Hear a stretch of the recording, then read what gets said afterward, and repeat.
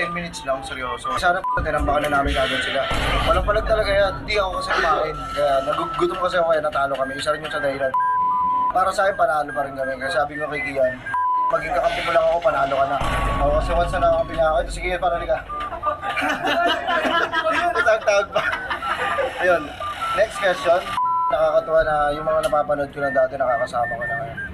It's a pleasure. It's a pleasure. Hindi celebrity pa oh. Parang si Lito Lapid ah.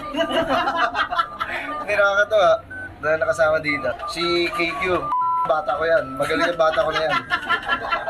Hindi makakalaro ng Gilas siya kung di ko tilaruan yan. Pangalawang tuturuan ko para makalaro sa Gilas si Kian. Kasi once na nahawakan ko na yan, sure na yan.